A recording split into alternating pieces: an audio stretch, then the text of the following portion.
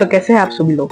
आज हम बनाने वाले हैं इंटेल और राइजन दोनों का कंप्यूटर। देखते हैं कौन सा सबसे अच्छा कंप्यूटर है और कौन सा सस्ता है और कौन सा वैल्यू फॉर मनी है। सबसे पहले बात कर लेते हैं हम AMD में जो गेमिंग में बेस्ट मानी जाती है। तो यहाँ में हम राइजन 5600X का यूज करने वाले हैं। ये इस प्रोसेसर में हमको 6 कोर और 12 धागों की ताकत मिलने वाली है और यहाँ पे हमको 35 MB कैच मेमोरी मिलेगी और 3.77 घड़ियों की ताकत मिलेगी और 4.6 गीगाहर्ट्ज की मैक्स क्लॉक स्पीड मिलेगी। अब बात है हम जीपीयू कौन सा यूज करने वाले हैं, क्योंकि गेमिंग में तो सबसे मेन ग्राफिक्स कार्ड ही होता है। तो यहाँ पे हम RTX 3060 का यूज करने वाले हैं। 12 GB का ग्राफिक्स कार्ड है। Amazon पे 27,000 का, ऑफलाइन में 25,000 का पतोलने में। यहाँ पे बात करते हैं हम मदरबोर्ड की। तो मदरबोर्ड में हमारे पास एक ऑप्शन है, वो है OS Athlete, जिसके अंदर B550M चिपसेट लगा हुआ है वह है और ये M4 सॉकेट है। माइक्रो ATX मदरबोर्ड है, DDR4 स्लॉट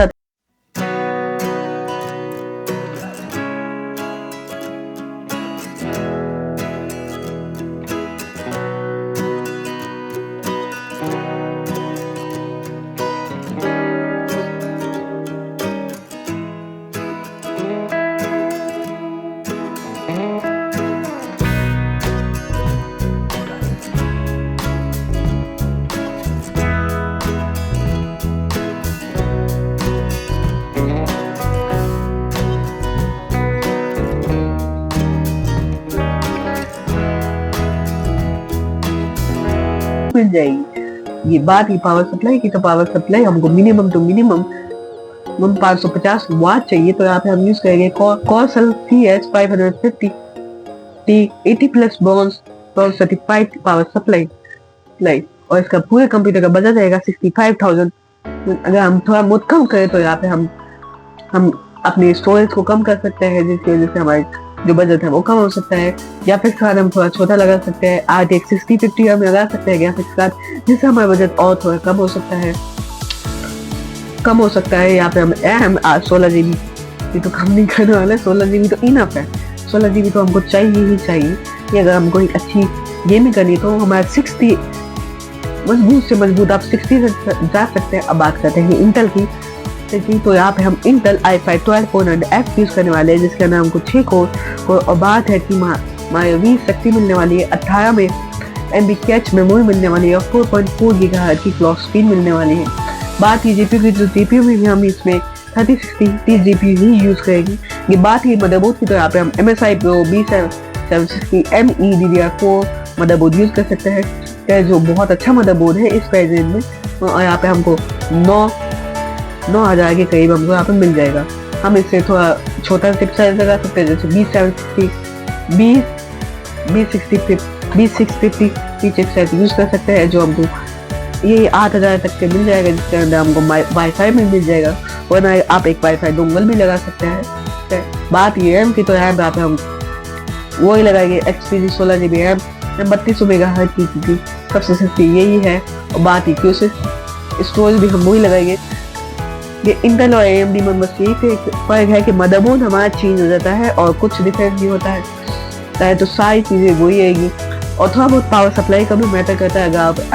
अगर आप प्रोसेसर जितना हैवी लगाएंगे उतना ही पावर सप्लाई लगेगी। तो इंटेल का हमारा 6,000 तक का बन जाएगा। 6,000 तक का मदरबोर्ड बन जाएगा।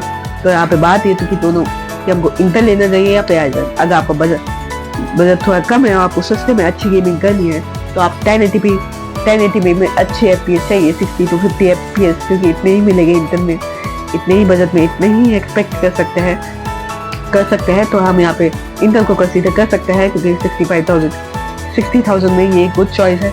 आपको 60 to 50 FPS देगा। AAA टाइटल जैसे God of War, जैसे लास्ट ऑफ अस, कंट्रोस, ब्लैक वेट वुकोंग, तो ऐसे गेम्स को ये 30 to 40 FPS पर आराम से चल देगा।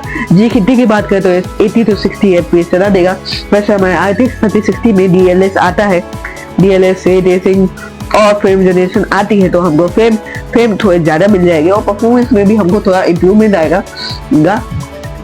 और यही बात है राइजन की। तो राइजन तो टॉप नॉच है, क्योंकि हमको यहाँ पे 35 MB कैच मेमोरी मिलेगी, जिसकी वजह से हमारी गेमिंग थोड़ी स्मूथ होगी और FPS हमारे ज़्यादा बनेंगे। क्योंकि राइजन जो होता है वो गेमिंग के लिए ही बनाता है मदरबोर्ड अपने प्रोसेसर, लेकिन जो इंटेल होता है वो ज़्यादातर प्रोडक्टिविटी को भी फोकस करता है। इसलिए तो तो जो इंटेल के जो प्रोसेसर होता है वो बहुत कम चीज़ों में यूज़ करते हैं, प्रोडक्टिव चीज़ों में ही यूज़ होते हैं। जैसे कि कोई एडिटिंग पीसी हो गया तो उसके अंदर इंटेल का ही प्रोसेसर होगा।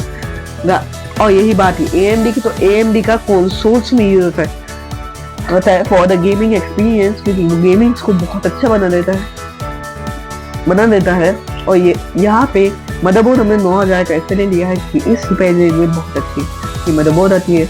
और अगर आपको छोटा मोटा डिफरेंस करना चाहते हैं तो आप बहुत सारी चीज़ें यहाँ पे चेंज कर सकते हैं। जैसे अपना ग्राफिक्स कार्ड आप बहुत चेंज कर सकते हैं, अपने हिसाब का ग्राफिक्स कार्ड लगा सकते हैं। यहाँ पे आप एनवीएम भी चेंज कर सकते हैं। वैसे हमने कंपनी के केसेस के लिए मैंने आप किंगस्टन, सैमसंग, WD की भी ले सकते हैं। चाहे पावर सप्लाई आप दूसरे ले सकते हैं, 500 वॉट भी ले सकते हैं। अगर आपको फ्यूचर अपडेट नहीं करना है तो यहाँ पे हमने फ्यूचर प्रूफ के हिसाब से बनाया है। और अगर बात ही कैबिनेट की, तो कैबिनेट तो आपके पास बहुत सारे ऑप्शन है। तो इस वीडियो के इतना ही हमने बता दिया कि इंटेल लेना चाहिए। अब आपके ऊपर चॉइस है कि आप इंटेल लीजिए, AMD लीजिए, क्योंकि दोनों ही ऑप्शन आपके पास है। अगर आपको बजट में प्रोडक्टिव वर्क भी करना है और गेमिंग भी करनी है तो आप इंटेल की तरफ जाइए, लेकिन आपको उसमें गेमिंग में थोड़ी कम परफॉर्मेंस मिलेगी, लेकिन आपको बजट कम लगेगा। गेमिंग में थोड़ी कम परफॉर्मेंस लगेगी। वरना अगर 5000 थोड़े और खर्च करके राइजन भी कंसीडर कर सकते हैं, जो एक बहुत अच्छा ऑप्शन है, क्योंकि उसके अंदर प्रोडक्टिव वर्क भी बहुत आसानी से हो जाएगा। और इंटेल i5 12 कोर से बेटर है। वैसे भी राइजन 5000 सीरीज भी इतनी पुरानी नहीं है। और एक और बात कंसीडर करना है कि जो आपका इंटेल का प्रोसेसर है वो पावर एफिशिएंट नहीं है, मतलब कि आपका घर का बिजली का बिल ज्यादा आएगा। तो इस वीडियो के लिए इतना ही, मिलते हैं अगली वीडियो में।